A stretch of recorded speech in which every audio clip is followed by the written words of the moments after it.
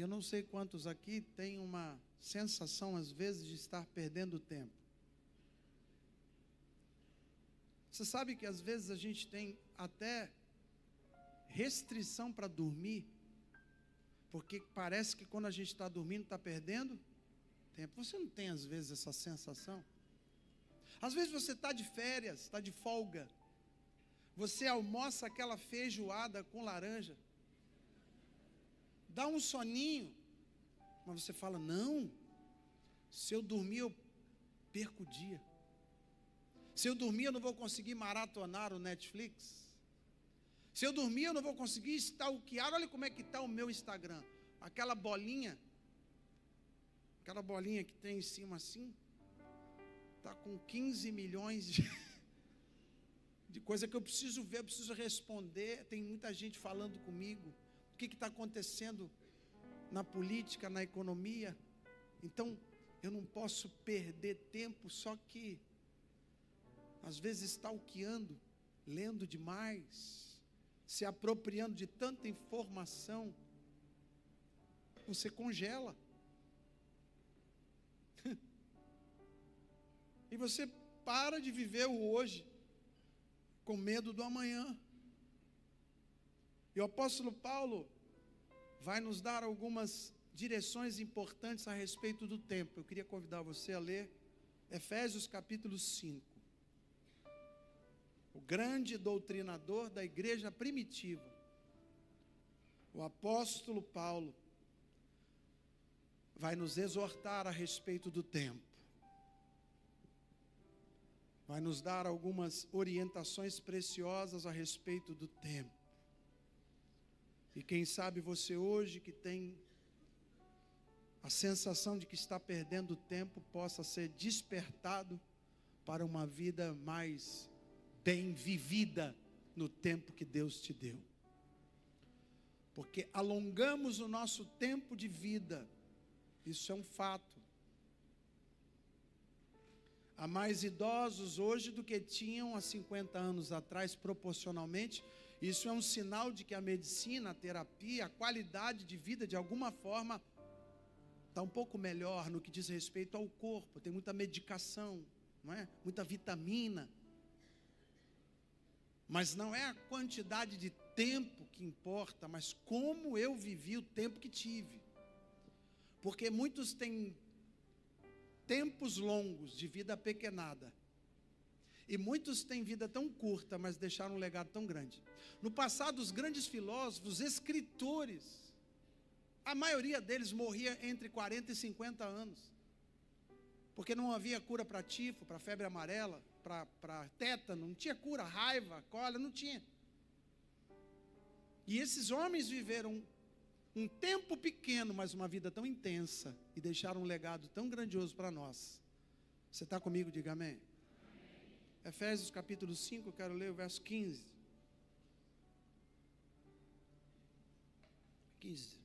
16. Portanto, vede prudentemente como vocês estão andando, como vocês estão vivendo, como vocês estão direcionando a vida de vocês. Paulo está nos chamando a atenção para como estamos gastando o nosso tempo. E ele diz assim, olha, não andem, não vivam, não ajam como incultos, incautos, nécios, no popular, burrinhos. Mas andem, vivam, pensem, caminhem como sábios. E aí ele vai dizer como os sábios fazem.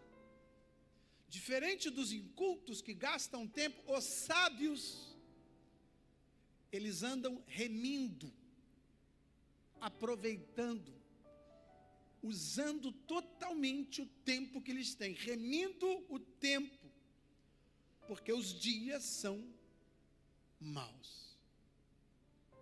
Somente até aí, feche os seus olhos. Pai, essa é a tua palavra, aqui está a tua igreja. O ambiente é propício para milagres. Então, se está na tua agenda hoje, fazer um reboliço de milagre aqui, ainda que ninguém veja, mas de dentro para fora, que hajam curas aqui nesse lugar, Ô Pai, não retém não. Libera de balde a tua bênção sobre nós.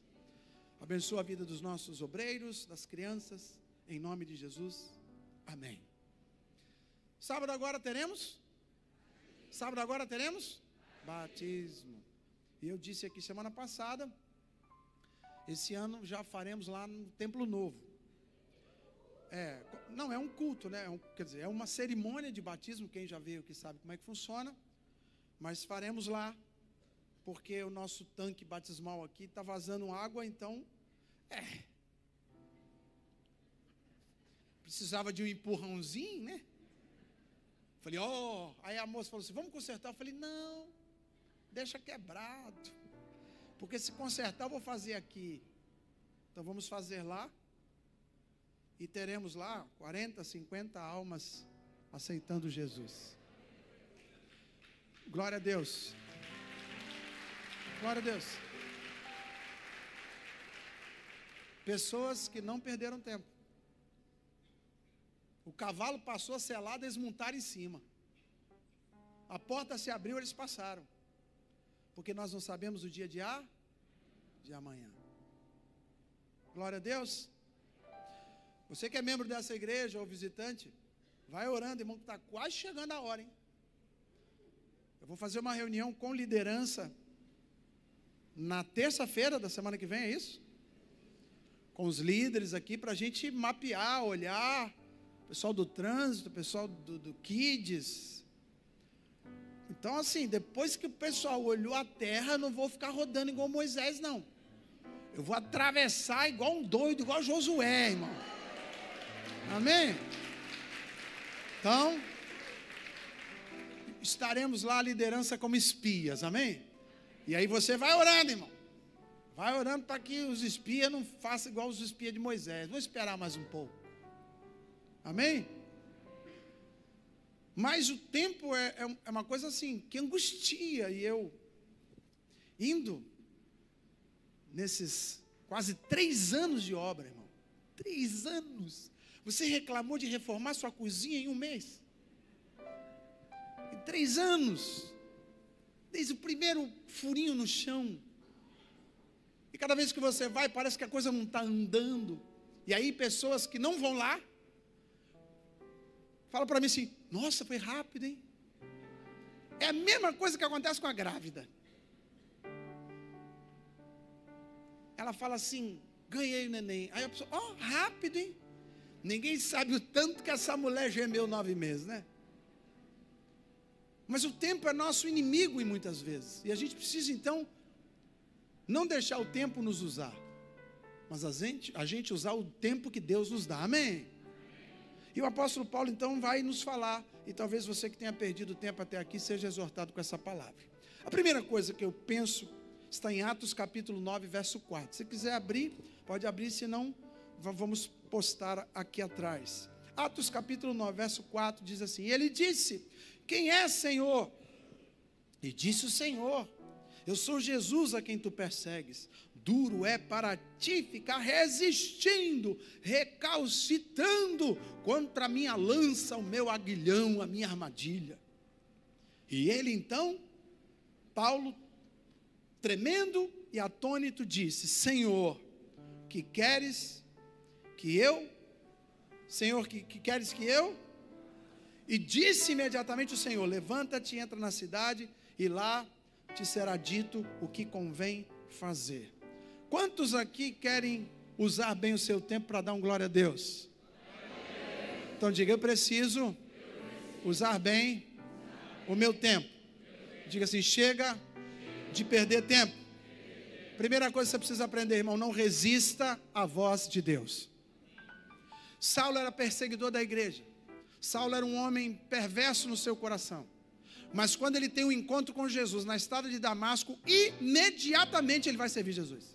Tem gente que se encontra com Jesus toda semana e ainda está pensando o que vai fazer da vida. E às vezes por causa de um cigarro, de uma bebida alcoólica, de um namoro, de uma promiscuidade, de alguma pornografia, algo que ele não sabe como sair ou não quer abandonar, ele fica protelando a sua caminhada com Deus. Deixa eu falar um negócio para você. Se você já sentiu a presença de Deus na sua vida, não foi homem que te convenceu, foi o Espírito Santo que ministrou o teu coração. Então Deus já se manifestou na sua vida, na sua trajetória para Damasco, na sua trajetória para o trabalho, na sua trajetória para a escola, não importa, Deus já apareceu para você. Não perde tempo, fala como Paulo: eis-me aqui, o que tu queres que eu te faça? E Deus vai te mostrar o que você tem que fazer. Fala para o teu vizinho, não perde mais tempo não. Deixa eu falar um negócio para você: obedecer imediatamente é um sinal claro de uma fé amadurecida. Quem fica negociando com Deus ainda precisa fortalecer a sua fé, porque o justo anda pela fé, e o que Deus manda ele faz, porque ele crê naquele que ele confia. Está comigo ainda? Então fala para o teu vizinho aí: para de esperar. Fala para ele assim: hashtag só vai. Filipenses capítulo 3, verso 13. Plota aí na tela. Diz assim: irmãos, quanto a mim, isso é Paulo falando, não julgo que haja alcançado, mas uma coisa eu faço, esquecendo-me das coisas que para trás ficam, prossigo para as que estão diante de mim, prossigo para o alvo, para o prêmio da soberana vocação em Jesus Cristo meu Senhor. Quer remir o tempo? Diga amém. Amém. Então não perca tempo com o seu passado. Vou repetir: não gaste energia com o seu passado, não gaste neurônios com o seu passado, não gaste emoções com o seu passado, não gaste o seu tempo com o seu passado. Não dá para resolver passado, o passado já passou. Deus quer fazer coisas novas na sua vida, e a decisão precisa ser tomada no tempo que se chama hoje, não no passado. Então para de olhar para trás e prossegue para aquilo que está diante de você. Sabe, Paulo tinha muitos motivos para olhar para trás e se envergonhar e se entristecer. Paulo tinha muitas feridas na sua alma das coisas que ele fez com os cristãos. Depois que ele se converteu, ele ficou, eu imagino aquilo vindo no coração dele. Mas Paulo foi o primeiro a dizer: bom, fui mal, vacilei, mas uma coisa faço, é que eu me esqueço das coisas que para trás ficam, porque eu não vou carregar âncora na minha vida. A minha vela do barco já foi içada, o Espírito está soprando, eu vou velejar nas águas do Espírito. Sabe, irmão, o retrovisor é uma coisa importante para o carro, mas ninguém dirige para frente olhando no... Tem gente que parece que o para-brisa dele é desse tamanho e o retrovisor desse tamanho, porque ele dá um passo para frente, olha pelo retrovisor, olha para trás e dá 2 passos para trás. Ele entra num processo de cura, aí alguma coisa o faz lembrar de alguém que o feriu, ele volta lá no lugar da ferida e chora tudo de novo. Ele está caminhando já hoje curado de alguma coisa, já venceu um trauma, já passou por isso. Mas aí alguma coisa, uma foto, uma lembrança, uma nostalgia, uma música secular te faz lembrar de um passado que doeu. E aí você, ao invés de dizer: bom, é verdade, eu olhei pelo retrovisor e eu vi, tem ferida lá, eu magoei pessoas lá, é verdade, eu tomei decisões equivocadas, é verdade, o tempo já passou, mas eu não posso olhar para trás, eu agora vou olhar para frente. Então eu só olho o retrovisor para lembrar do que eu quero, e não para impulsionar a minha vida para o futuro. O meu futuro não pode, tenho repetido isso aqui, o meu futuro não pode ser uma resposta ao meu passado. E tem gente que vive em função de consertar um passado. Quantas vezes você já não ouviu alguém dizendo assim: enquanto eu não provar para o meu pai, enquanto eu não provar para aquele sócio que me deu uma pernada, enquanto eu não provar para aquele marido que me abandonou, que eu arrumei um marido melhor. E aí nessa ânsia de querer arrumar um marido melhor, arruma um pior do que o anterior. Tragédia. Por quê? Porque está escolhendo o marido olhando para o retrovisor. Está escolhendo algo para tamponar uma ferida que Deus já curou com seu Espírito. Eu preciso resgatar isso, resgatar aquilo. Irmão, muito mais do que resgate, nós precisamos viver o dia que se chama hoje. Não dá para me alegrar no dia que se chama hoje, como diz o apóstolo Paulo, se eu ficar olhando para as feridas lá de trás e ficar lambendo elas, já estão cicatrizando, eu vou lá e vou dando lambida nela, ela abre de novo.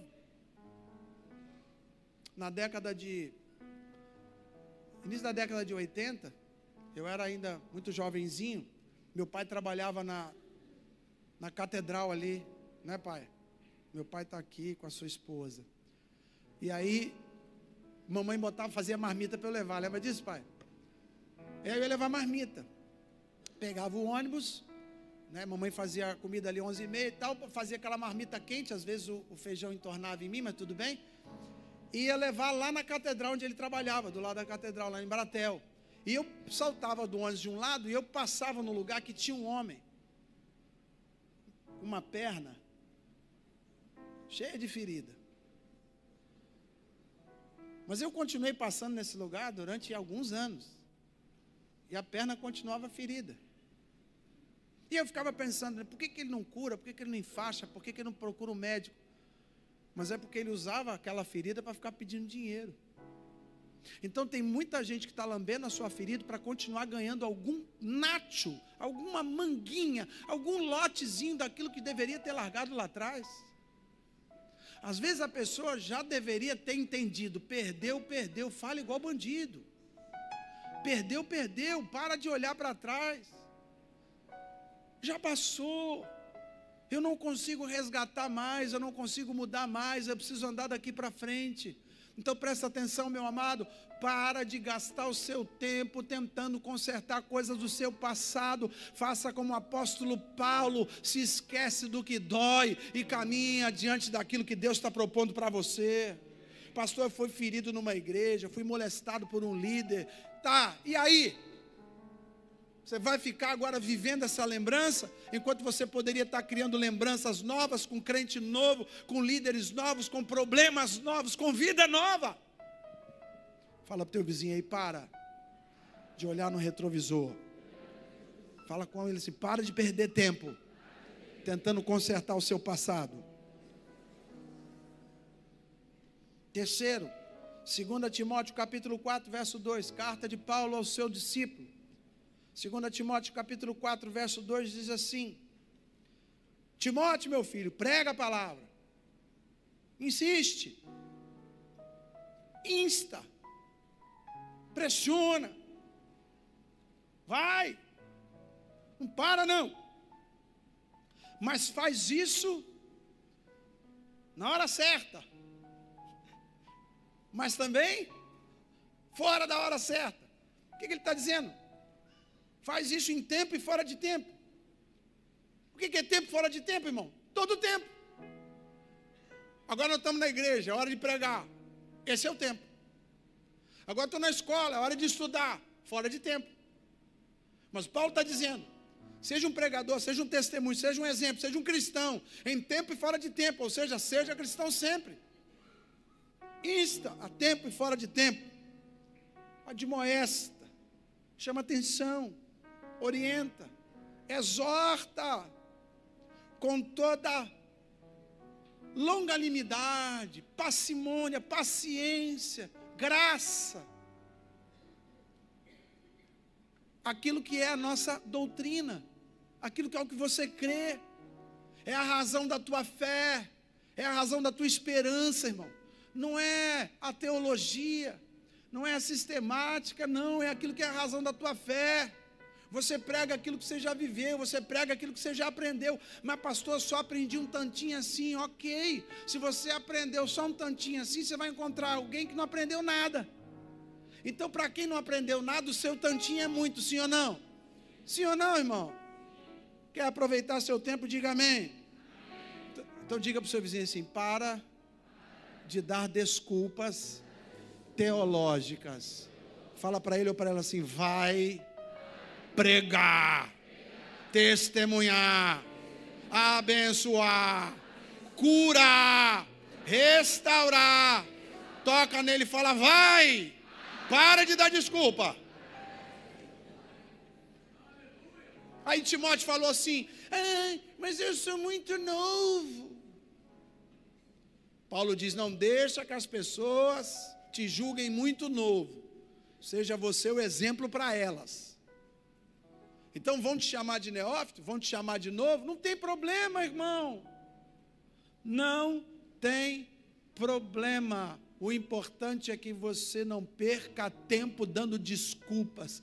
Deus te chamou, Deus te resgatou, colocou em você o seu espírito que te ensina a orar na hora certa, que te faz lembrar na hora certa, que vai convencer aquele que está recebendo a palavra. Não é um mérito seu, não é trabalho seu convencer ninguém. O teu trabalho é pregar a palavra que você experimentou. Mas pastor, e se a pessoa não se converter? Quantas vezes pregaram para você e você não se converteu também, jumento? E se todo mundo tivesse desistido na primeira vez que pregou para você, você não estava crente, sim ou não? Então diga, graças a Deus. Tem uns noia que são insistentes. Tem uns paranoicos aí que são insistentes, irmão. Não é paranoico de mente paranoica, não, é que viveram a paranoia de Deus. Viveram a paranoia de mudar a mente e o coração. Você está comigo? Para de dar desculpa, irmão. Quando você conhece a verdade, o seu silêncio é uma covardia. Quem tem o Espírito e o esconde, comete pecado. Aquilo que te vier à mão para fazer, faça-o conforme as tuas forças. Aquele que sabe que deve fazer o bem não faz nisso peca. Você sabe o que tem que fazer. Você sabe quem precisa de você. Você sabe que Deus te deu um lugar, Deus te deu uma cadeira, Deus te deu um posto, Deus te deu uma empresa, Deus te deu um local nessa terra, te deu voz nesse lugar. Você não está ali para esconder a lâmpada que Deus acendeu em você, não. Não se acende um candeeiro e coloca debaixo da cama, meu irmão. Deus te acendeu com o sol do meio-dia sobre a sua vida. Ele quer colocar você em lugares altos, porque quanto mais alto está a lâmpada, mais ela alumia. Sim ou não? Sim ou não, irmão? Quantos aqui já foram alcançados pela graça de Deus para dar um glória a Deus aí? Então, se alguém deu glória a Deus do seu lado, fala assim: para de se esconder.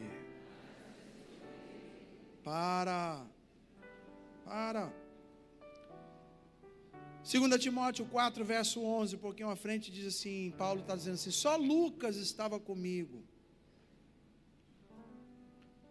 Toma contigo a Marcos e traze-o porque me é útil. Em 2 Coríntios, capítulo 4, verso 17, assim: porque a nossa leve e momentânea tribulação produz para nós um peso eterno de glória. Duas coisas aqui, meu irmão. Primeiro, Paulo não perdeu tempo com rixa. Lá atrás, teve uma rusga, porque, irmão, ter rixa não é o problema do crente.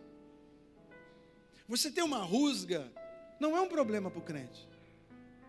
Às vezes você ali se exceder, não é o problema. O problema é quando você deixa isso dirigir a sua vida. O problema é quando você deixa que, às vezes, uma afronta, uma mágoa, uma palavra mal colocada de um irmão na sua vida, mude a sua forma de viver em função disso. Não. Então Paulo falou assim: ó, Marco, agora não dá para você não. Você já deu umas vaciladas lá, e eu sou meio colérico, eu gosto de andar com quem cumpre horário. Você deu umas vaciladas, então assim, para esse projeto eu não quero você não. Aí um outro chegou e falou: não, mas se você não levar Marco, eu não vou também e tal. E a Bíblia diz que houve entre eles não pequena discussão. Ou seja, foi um arranca-toco bom. Acho que até mostraram um dedo, igual o do Alexandre, para a torcida do Palmeiras. Acho que fizeram isso também. Bom, importante saber, houve uma rixa, sim ou não? Paulo era anjo?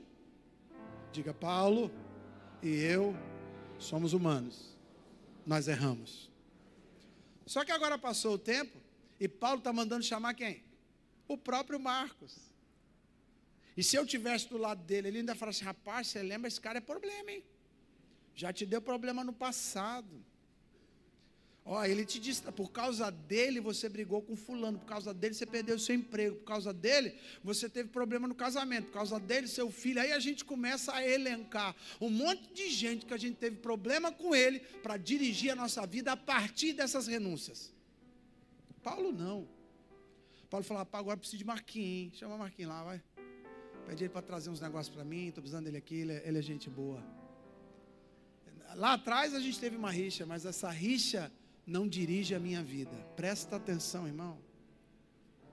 Você não pode deixar as suas mágoas direcionarem as suas decisões. Você não pode deixar que os momentos ruins que pessoas promoveram na sua vida façam você mudar a respeito disso. Certamente você já errou muitas vezes com uma pessoa que te ama. Se todo mundo não puder errar para amar, nós não vamos amar ninguém. Faz sentido para você? Diga amém. Então Paulo sabia restaurar relacionamentos quebrados. Paulo sabia curar as suas mágoas e suportar, como eu disse aqui em 2 Coríntios, as suas tribulações, sabendo que algumas dessas rixas e alguns desses problemas que ele enfrentou eram permitidos por Deus para promover crescimento no ministério dele. Deixa eu falar com você que muitas vezes Deus permite alguém te afrontar para mudar você de direção na figura dele. Como? Você aprender a perdoar, a pagar o mal com o Aí você age como ímpio, me feriu, eu vou para lá, você não vai aprender nada. Aí sabe o que vai acontecer? Deus vai mandar outro ali para te ferir. Aí você desvia dele, ele bota outro. Aí você desvia dele. Você vai viver a sua vida, irmão, com uma lista de pessoas que você não pode encontrar no supermercado, senão você fica semi-endemoniado. Pastor, encontrei uma pessoa. Ah!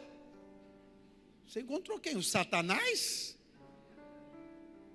Não, você encontrou uma pessoa que te feriu? Está doendo ainda? Na carne eu sei que não está doendo, pode estar doendo na sua alma. Mas na sua alma quem manda é o Espírito Santo e não o diabo. Então fala para a tua alma, como Davi dizia, por que estás abatido, ó minha alma? Cala a tua boca, que Deus é bom e eu vou glorificar Ele lá na frente. Então fala igual Davi, ó alma, cala-te, porque eu não vivo a partir das minhas emoções. Eu caminho, eu trafego a partir da direção de Deus. Deus mandou eu perdoar, eu vou perdoar. Deus mandou eu dar outra capa, eu vou dar. Deus mandou eu andar outra milha, eu vou andar outra milha. Deus mandou eu ir nessa direção, eu vou nessa direção. Mas tem alguém ali que me feriu. Se Deus permitiu, eu vou passar por essa pessoa e eu vou ajustar essa relação. Não existe cristianismo sem relacionamento. Não existe a palavra comunhão consigo mesmo. Mas pastor, eu tenho comunhão com a minha família. A sua família, ela é o mesmo que você. Eu tenho comunhão com meu pai, com minha mãe e com meu irmão. Não, isso não é comunhão, isso daí é obrigação. Porque você não escolheu, já estava lá. Amigo você escolhe. Colegas você recebe do mundo. Agora precisamos andar em paz com todos. Andar em paz com todos. Você está comigo? Diga amém. Então para de dar desculpa. Para de ficar perdendo tempo com quem te feriu. Perdoar alguém é dar a esse alguém, presta atenção, essa frase é muito legal, de John Stott. Perdoar alguém é o mesmo que dar a esse alguém aquilo que Deus te deu. Porque se tem uma coisa que Deus nos deu foi perdão. Então quando eu perdoo alguém, eu estou dando àquela pessoa aquilo que eu recebi de Deus. E acaso você pagou? Pagou? Foi de? Sim ou não? Então por que o teu irmão tem que pagar para você perdoar ele? Por que ele tem que fazer ou desfazer? Por que ele tem que mudar? Por quê? Porque você não está perdoando com o perdão que você recebeu. Então a oração do Pai Nosso para você não funciona. Porque a gente ora, Pai, perdoa como? Da forma que eu tenho perdoado. Então se você, presta atenção, irmão, que a tua oração está sendo uma macumba. E é para você mesmo. Só falta a galinha preta. Aliás, galinha branca, porque estamos num outro tempo, né? Galinhas brancas também são macumbeiras. Presta atenção. Porque você fala assim, pai, deixa eu fazer um pacto contigo. E o pai está ali, pode fazer, meu filho. Eu quero que o senhor me perdoa, assim da mesma forma que eu estou perdoando ninguém. Aí o pai, tudo bem então, vai saraiva do céu para cima da sua vida. Pai, você me perdoa do jeito que eu estou perdoando aquele fulano?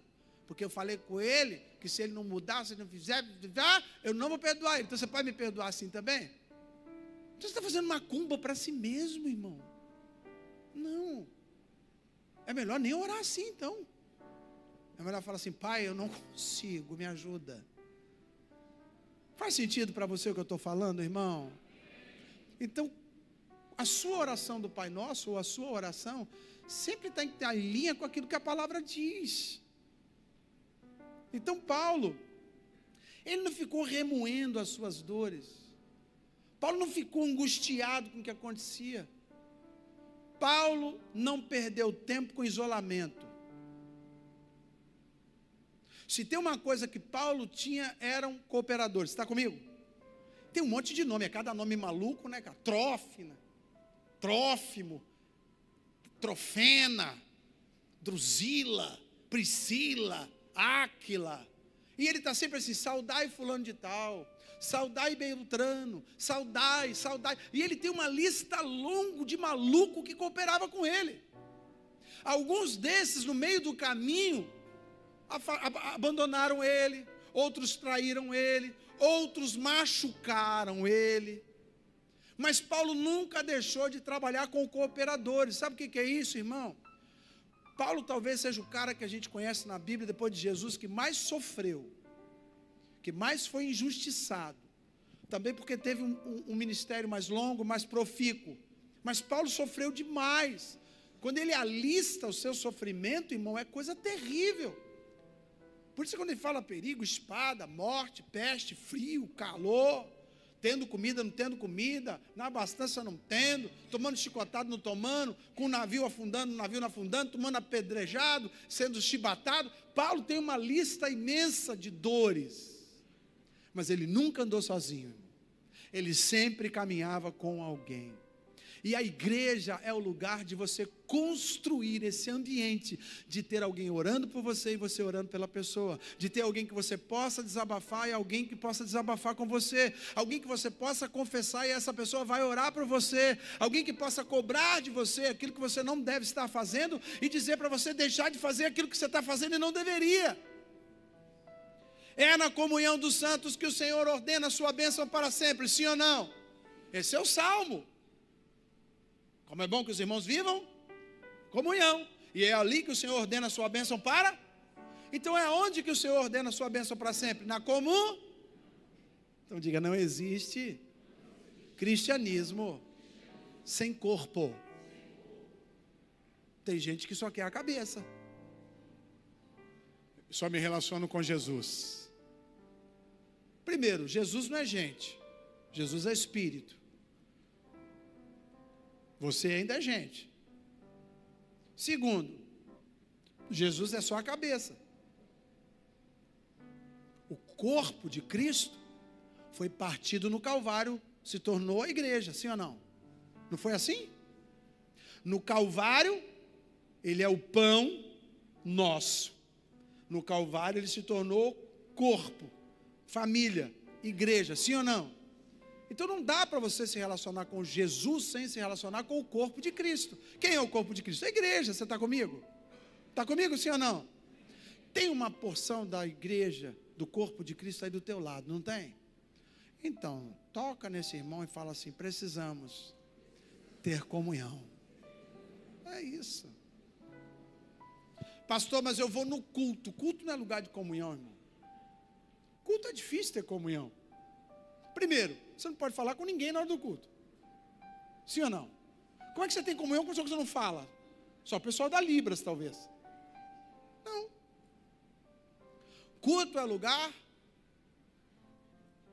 de adorar a Deus, sim ou não?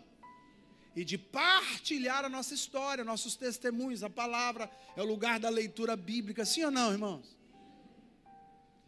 Então, não dá para ter comunhão na igreja. Se você chega tarde e sai cedo, você pode ser membro de uma igreja 20 anos e não ter comunhão com o corpo de Cristo. Para ter comunhão com o corpo de Cristo, tem que ter tempo juntos fora do culto. Por isso, a igreja primitiva, ela tinha duas asas.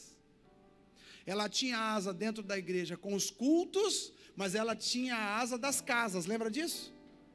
Partiam pão de casa é de casa em casa que a gente tem comunhão com um grupo seleto. Se a igreja só tem 20 membros, tudo bem. Tudo bem. Dá para ter comunhão depois ali, acabou o culto ali, cada um come uma coxinha, resolveu. Mas quando a igreja já é um pouco maior, passa de 200, 300 pessoas, você não vai ter mais comunhão com todos, e está tudo bem, porque a sua mente não é capaz de guardar o nome nem dos seus tios, quanto mais dos membros da igreja. Mas você pode ter um grupo em que você se reúne nas casas, ou no trabalho, ou até mesmo numa sala, num ambiente de praia, sei lá, mas é um grupo que você estabelece comunhão. E aí aqui na igreja, para esse tipo de grupo, a gente tem os cursos que são dados, e tem os grupos familiares que você pode participar voluntariamente. Não são grupos de multiplicação, não são grupos que dão relatório, não são grupos que passam sacolinha de dízimo, não são grupos que estão aqui para a estratégia de crescimento da igreja. São grupos de comunhão.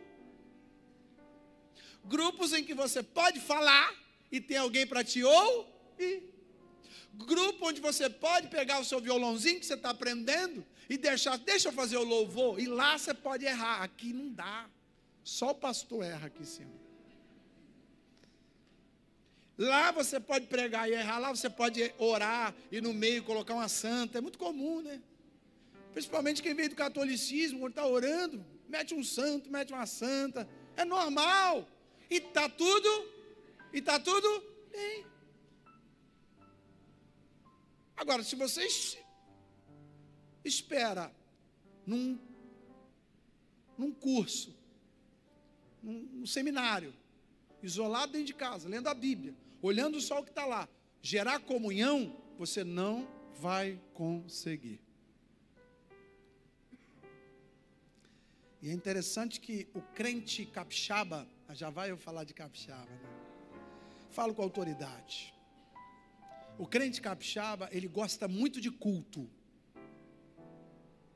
O crente capixaba gosta de culto. Não gosta da parte do culto que o pastor fica mandando fazer as coisas que não acontece aqui, mas não gosta. Mas ele gosta de culto. Mas ele não gosta de reunião fora do culto. Por quê?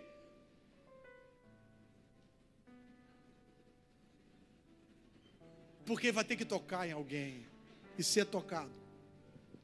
Então eles gostam muito de culto. E o culto é uma bênção, sim ou não? Mas se faz comunhão em culto? Se você começar quem está dizendo, ei, tudo bem? Meu nome é Pedro. Você mora onde? E o pastor está pregando lá. Ah, que legal. Poxa vida, vamos comer uma pizza depois que ele vai. Você vai ser chamado a atenção. Então, para você criar comunhão, você precisa estar numa reunião extra-culto. Faz sentido para você, irmão? Então, se você ainda não participa de um grupo familiar, crie um grupo na sua casa. Chama aquele vizinho do 707. Não, eu queria falar o 71. Chama aquela vizinha do 71. Dona Florinda, não. Clotilde? Eu não lembrava o nome dela, não. Hã? É a bruxa do 71. Então, chama. Aí se você não quer, pergunta o seu Madruga se ele não quer que faça um grupo na casa dele. Ou pede o líder lá do condomínio, em Nhonho, para você fazer numa sala lá do seu prédio. Irmão, presta atenção, deixa eu falar um negócio para você. Comunhão não é algo natural. É necessário furar a bolha do medo, do orgulho, da vaidade, da timidez, da preguiça. Então, comunhão não é algo que vai acontecer naturalmente. Você precisa aproveitar a oportunidade e forçar o seu corpo a criar lugares de comunhão. E o grupo familiar é uma bênção. Está comigo ainda? Pastor, como é que eu faço para participar? Tem lá no site, liga para cá. Se vira. Se vira. Como é que é? O cara está 20 anos na igreja. Como é que eu faço? Dá vontade de descer a água batismal de novo, cara. Se vira, cara. Porque quando você quer encontrar um restaurante, você se vira. Quando você quer encontrar uma peça lá que precisa comprar lá para o seu negócio, você roda a internet toda. Então, para encontrar um grupo, você também se vira. E se você não se virar, bota alguém para virar dentro da sua casa. Abre a sua varanda. Fala com o seu vizinho, abre a sua varanda. Fala com o seu vizinho, abre a sua varanda. Olha essa frase de Max Lucado. Relacionamentos saudáveis são portas para propósitos eternos. Relacionamentos saudáveis são portas para propósitos eternos. O propósito de Deus sempre passa por pessoas. O seu propósito em Deus necessariamente vai passar por comunhão, irmão. Ninguém é um missionário, um pastor, um pregador, um testemunho sozinho. Está comigo ainda? Diga amém. Já estou encerrando. Vou ler 2 Timóteo 4, verso 7 e verso 8. Porque Paulo aproveitou o tempo. No verso 7 e 8 do capítulo 4, 2 Timóteo, ele diz: combati o bom. Ou seja, o tempo que ele viveu não foi um tempo fácil, foi um tempo de combate. Então não dê desculpa que você está em crise, não dê desculpa que você está em luta, não dê desculpa porque você vai ter filho, ou porque teve, ou porque eles estão em idade que está dando trabalho. Não dê desculpa porque você vai casar, não dê desculpa porque você já casou. Para de dar desculpa, irmão. Eu combati o bom combate, e eu completei o meu propósito. Diga, completou. Completou. Deus tem um propósito para você, diga amém. Amém. Fala para o teu vizinho, você não vai deixar incompleto. Ele diz, eu completei a carreira. E mais, briguei, cumpri e ainda fiquei crente. Porque eu guardei a minha. Não é isso? Porque não adianta também você ser bênção para os outros e terminar a sua vida desviado. Paulo está dizendo, foi difícil, foi um combate, mas eu entreguei a proposta. E eu permaneci crente até os meus últimos dias. Que coisa maravilhosa.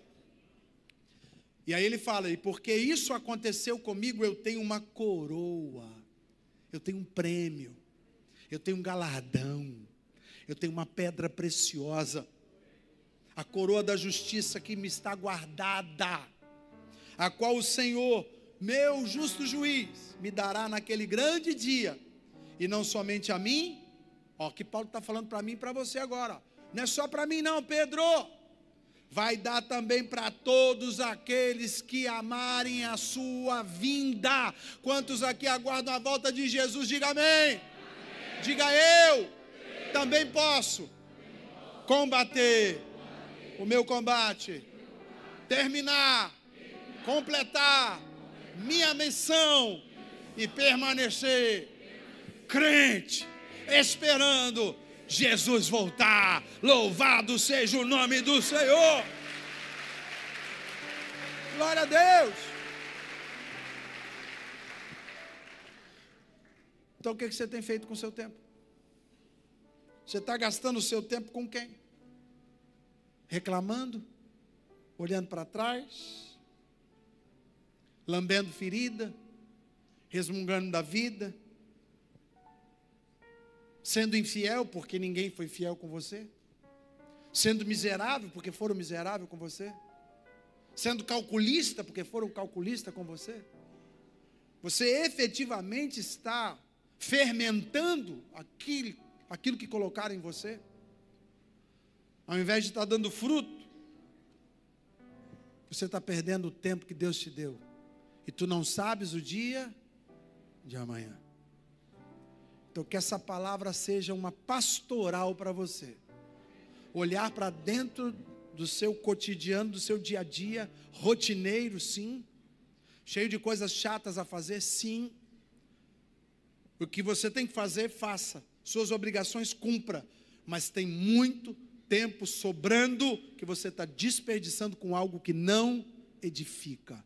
Você está deixando passar um tempo precioso. Se você deixou até hoje, irmão, para, porque segundo Joel capítulo 2, Deus é capaz de nos dar novamente o tempo que perdemos. Então começa de hoje a olhar o seu tempo e decidir fazer aquilo que é o certo, buscar incessantemente a sua palavra, buscar ter comunhão com os santos, ser uma pessoa fiel a Deus, testemunhar onde quer que você esteja, estando, pregando a palavra do seu jeito, da sua forma, com a quantidade de informação que você tem. Tem pelo menos 70% dessa humanidade que não aceitou Jesus ainda, e existem milhares que poderiam estar pregando e não estão. Não seja você esse contabilizado entre os covardes que receberam a salvação e come o pão dentro de casa. Seja você o primeiro a partilhar aquilo que você recebeu de graça. Que Deus abençoe a sua vida. Que Deus abençoe o seu chamado.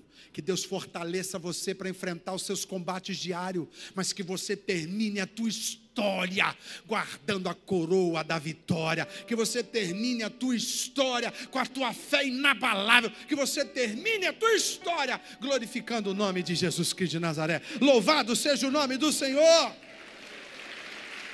Glória a Deus. Abre a sua mão assim. Que graça e paz, misericórdia, bondade, longanimidade, benevolência, misericórdia, poder de Deus, fé, propósito, sejam despejados sobre a sua vida diariamente, de tal forma que você transborde daquilo que Deus está te dando. Que você use esse fim de semana para ser um grande pregador da palavra. E que Deus guarde a tua casa e a tua família, em nome de Jesus. Amém. Amém e amém. Para você que deseja uma oração especial, podem vir. Nós estaremos aqui com o nosso ministério de intercessão, homens e mulheres, preparados para ouvir a sua queixa e entrar na brecha de oração pela sua vida. Então, encerramos o nosso culto, e se você desejar vir aqui à frente, que Deus abençoe a sua vida.